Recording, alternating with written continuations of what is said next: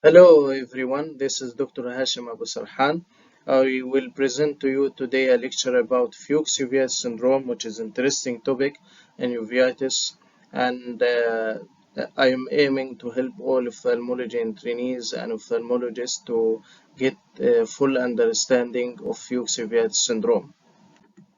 So first of all, it's named as Fuchs because Dr. Ernest Fuchs, who was born in Vienna, Austria, and he has very popular book which is named as Fuchs Textbook Ophthalmology, published in 1889, which was considered the Bible of ophthalmology at that time for 50 years and was translated to many languages. He firstly described Fuchs Uveitis Syndrome in 1906 and described many other diseases like Fuchs epithelial dystrophy, Fuchs coloboma, and Fuchs fossa Fuchs spots in myopia. So that's why this syndrome is named to his name, Fuchs, Dr. Ernest Fuchs.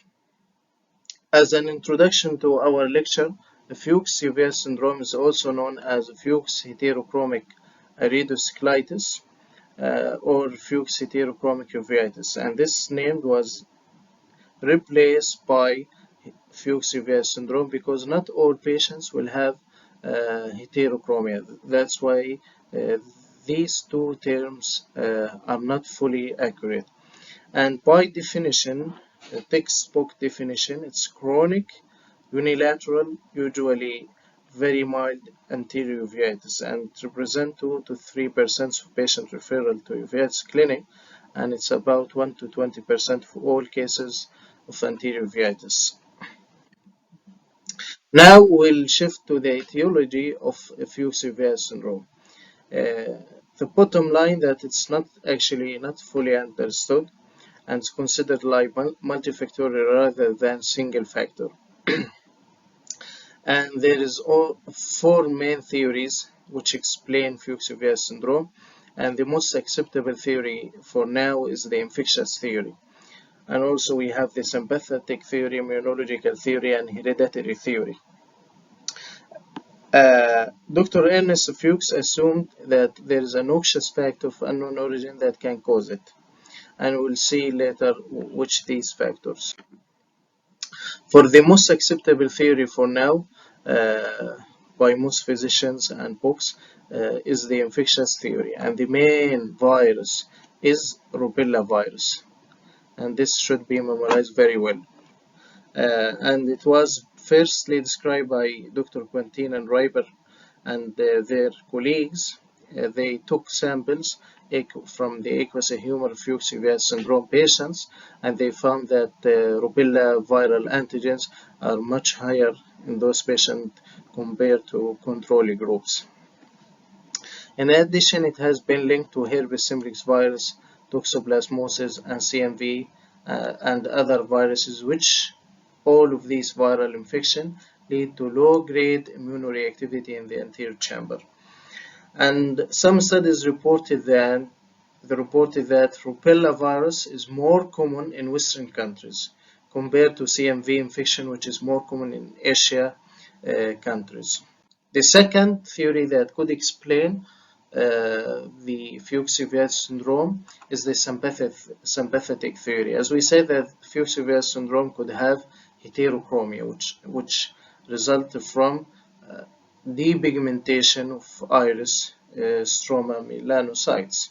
And this sympathetic theory is based on the idea that the normal process of uveal pigmentation could be inhibited by the sympathetic nervous system dysfunction.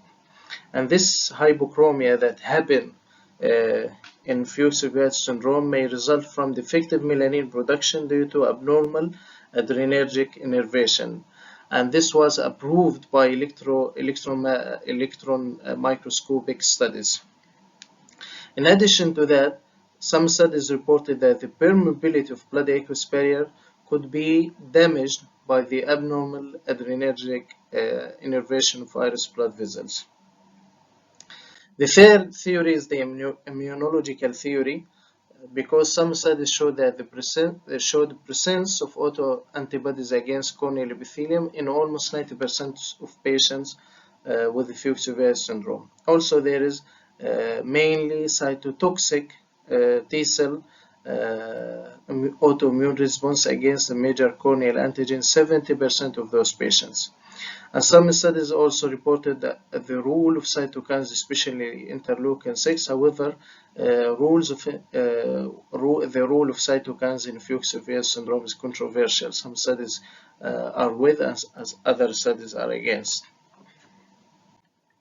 Lastly, some studies reported that a question that Fuchs Uveitis syndrome could be secondary to hereditary theory. However, this was discouraged. This theory is discouraged because there is no significant deviation in the distribution of HLA associations in Fuchs Uveitis syndrome compared with normal healthy people.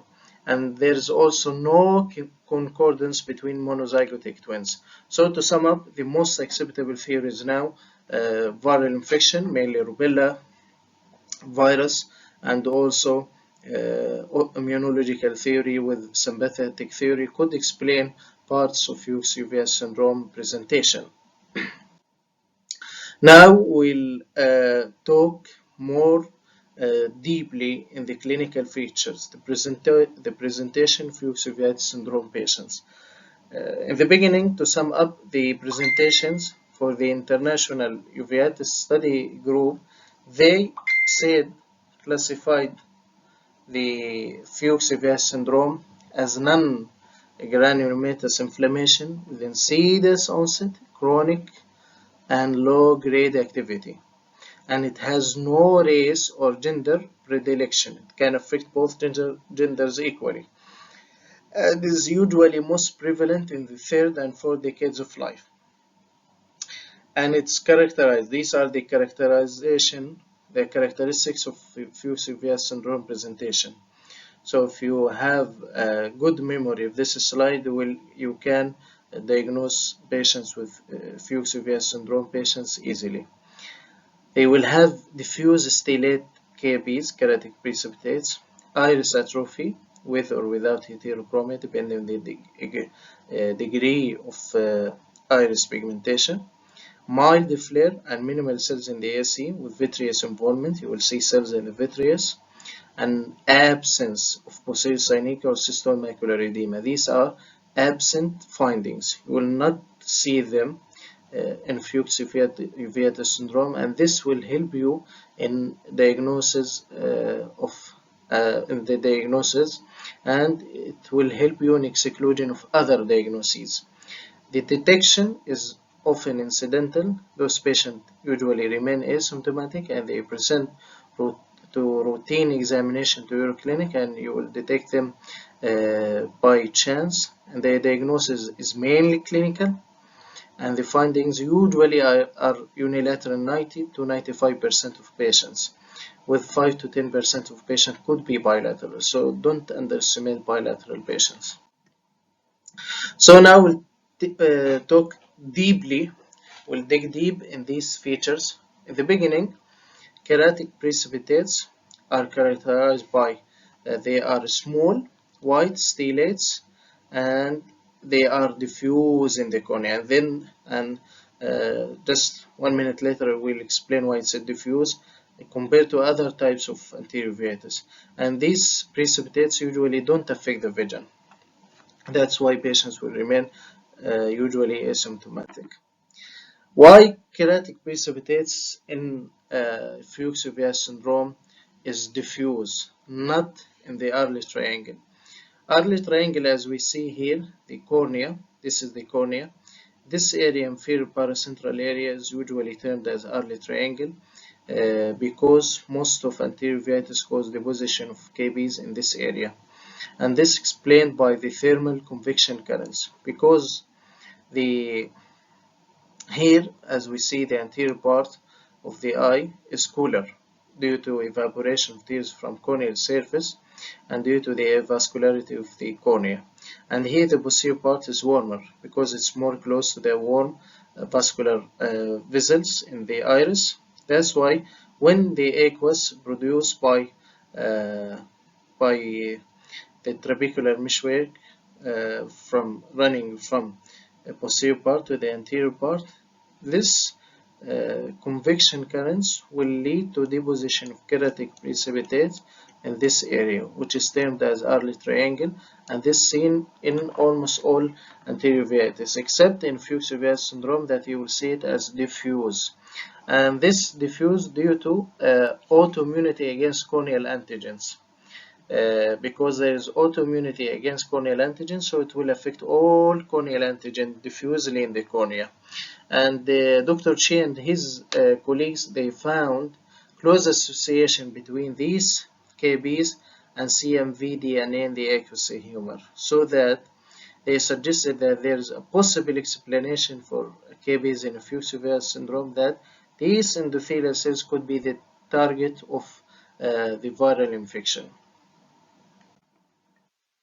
Now for the iris changes. Usually, as we said, it's named as Fuchs Heterochromic Uveitis because there is iris heterochromia. And this heterochromia demonstrated most effectively in daylight. And most patients, the affected eye will be hypochromic. However, this heterochromia will be subtle and could be absent in brown irides, heavily pigmented irides. But you can see iris atrophy changes. Some people, they call it reticulate pattern. Some people, they name it as moth-eaten appearance. I will show you later a picture of this moth-eaten appearance. And in blue eyes, the stromal atrophy, the iris stromal atrophy, will allow for the posterior pigmented layer, which is more pigmented, to show through, and the eye will be hyperchromic, and this is termed as inverse heterochromia. So the light irides will be darker, and which is inverse heterochromia, and the dark irides will be lighter, which is the heterochromia. And some studies reported that this heterochromia affect the temporal side before the nasal side. And this is an example of right eye iris heterochromia, as we see here. The left eye is the normal eye with dark iris, and the right eye, affected eye with Fuchs Uveitis syndrome, is more lighter. Is lighter than the fellow eye because of this iris heterochromia. Iris changes, loss of iris stroma, melanocytes, and loss of crypts. And this moth-eaten appearance that's be seen in dark irides in patients with Fuchs Uveitis syndrome. You see, this is the normal iris of the same patient in the fellow eye, and this is the affected eye. As you see, these stromal changes, loss of iris stroma, loss of the crypts, and it appeared as moth-eaten appearance. Also, there is iris nodules which have pasted on appearance, as you see, like you pasted on the iris. And it's more frequently in dark irides, as this picture, than pale irides. And 30% of those nodules, they will be on the pupillary margin, and this nodule termed as Kobe nodule. And these Kobe nodules, some people will misdiagnose it initially as granulomatous uveitis. Also, some people will have iris crystals, as you see here, tiny glistening refractile deposits on the iris surface in people with Fuchs Uveitis syndrome. For the AC, as we said before, it's mild, low-grade anterior uveitis, so it will be showing faint flare with very mild cellular activity or mild cellular activity, and the eye is virtually always white, even during exacerbations, and this could be explained by this anterior cellular activity is due to blood aqueous barrier dysfunction rather than actual inflammation. There is also new vascularization of the iris and angle. This iris stroma atrophy will lead to the vessels to be more iris vessels to be more visible, and will be fine fibrotic-like vessels in the iris surface of stroma. Some of these vessels can cross to the trabecular meshwork in 22% of people, of patients with Fuchs Uveitis syndrome.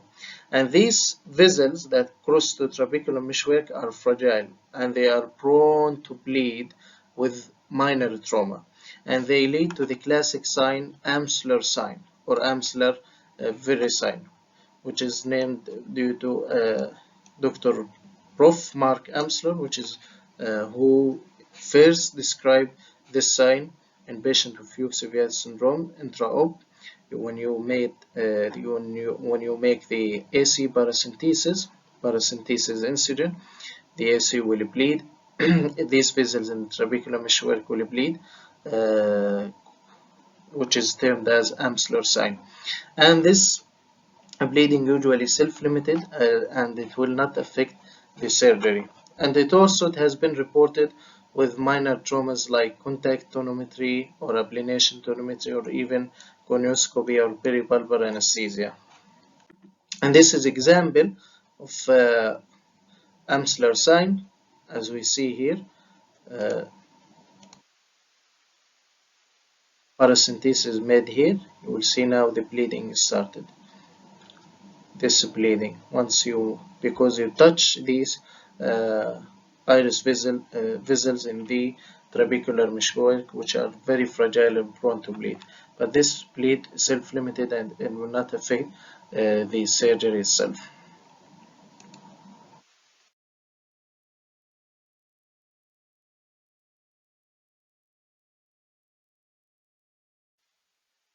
Also, as we said, there is vitreous involvement, and there is opacities in the vitreous, especially in the anterior vitreous, and this opacities in the anterior vitreous could be dense, leading to dense vitreous opacification, which could mislead the diagnosis and delay the diagnosis. Some physicians will not recognize that this is Fuchs Uveitis syndrome, will consider it as intermediate uveitis or posterior uveitis and treat it like that. So it will lead to delay in the diagnosis.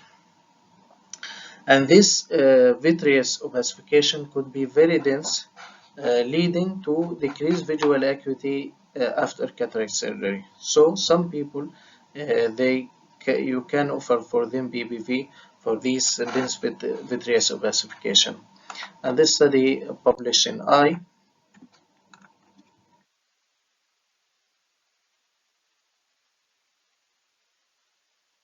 showing that vitrectomy could be an option for those patients with this vitreous opacification after cataract surgery that led to substantial decrease in visual acuity. There is negative findings. These are very important findings that you will not see them in Fuchs Uveitis syndrome, and will help you in the diagnosis. Posterior synechia. There is no posterior synechia, no macular edema in patients with Fuchs Uveitis syndrome, which is common in other forms of anterior uveitis, chronic anterior uveitis. And this could be explained by that the activity in the AC is mainly due to blood aqueous barrier rather than inflammation. So there is no posterior synechia, there is no macular edema, and there is also no retinal periphlebitis. For chorioretinal scars, it's controversial. Some studies reported that there is no chorioretinal scars in patients with Fuchs Uveitis syndrome, and other studies reported there is toxoplasma-like chorioretinal scars in higher proportion in patients with the Fuchs Uveitis syndrome. However, the hallmark that you will not see posterior synechia, you will not see macular edema. For fluorescein angiography findings, you will see late staining of the optic disc, optic nerve head, and on fluorescein angiography, and you will see peripheral or mid-peripheral vascular leakage in patients with the Fuchs Uveitis syndrome. Some studies reported subfoveal choroidal thinning in eyes with Fuchs Uveitis syndrome. As you see in this eye is a normal eye, fellow eye in the same patient. You will see here the thickness of the choroid about 328 microns. However, here for the choroid is about 27 for microns in eye affected with Fuchs Uveitis syndrome. So the OCT will help you also in diagnosis of Fuchs Uveitis syndrome by seeing subfoveal choroidal thinning here as compared to here, more than about like 55 micron loss in affected eye with the Fuchs Uveitis syndrome. Complications, usually the most common presentation for those patients with Fuchs Uveitis syndrome is cataract, and the posterior subcapsular cataract is extremely common. What you need to know that you should have high index of suspicion in any young patient with unilateral cataract in absence of history of trauma or steroid use. You should have high index of suspicion that this patient could be due to Fuchs Uveitis syndrome. And for the outcomes after the cataract surgery, visual outcomes usually are good. However, there are markers of severity that could indicate that this patient will have guarded prognosis post-op, and this includes severe iris atrophy with the transillumination defects, glaucoma, and iris vessels abnormalities.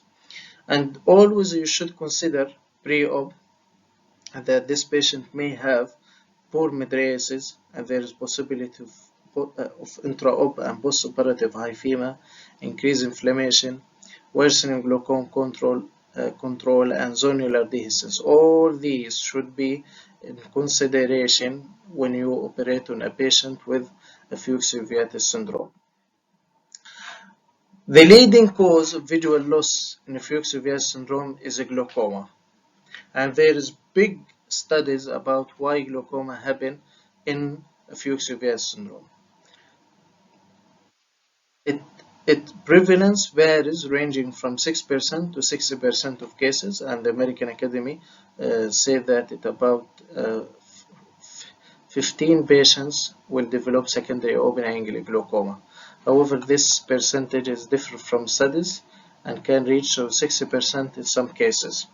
Why this happens is unclear, incompletely understood. However, some studies give proposed mechanism that this could be due to the new vascularization of the angle, and some studies report that could be due to trabeculitis secondary to the inflammation, and some studies report that could be due to trabecular sclerosis and collapsed canal of Schlemm, and some studies they claim that this could be secondary to the steroid treatment. However, we don't treat those patients with steroid, but if you misdiagnose these patients, you will give them steroids, which can increase the IUB later.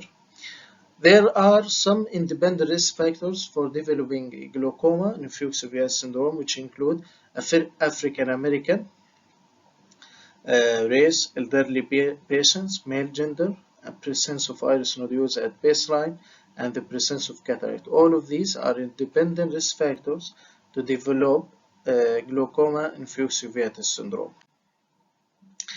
For the IUB rise is not correlated with the degree of inflammation. That's why there is debates about the exact pathophysiology of glaucoma in patients with Fuchs Uveitis syndrome. And usually this glaucoma is very resistant, fails to respond to medical therapy, 73% of patients fails to respond to the laser, and even has high failure rate after surgical procedures. For now, trabeculectomy and mitomycin C is the surgical procedure of choice, with success rate about 65% in 5 years, and this success rate decline with long-term follow-up.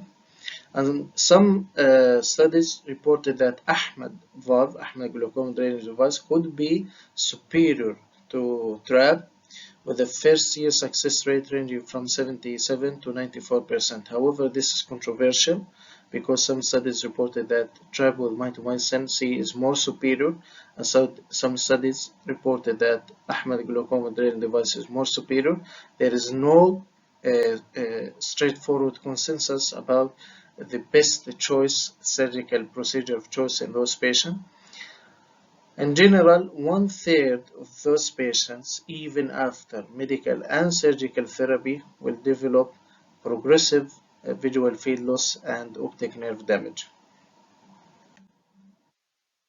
For MIGS microinvasive glaucoma surgery use in Fuchs Uveitis syndrome is debatable, still being evaluated, and there is prelim data about canaloplasty and trabeculotomy with promising results.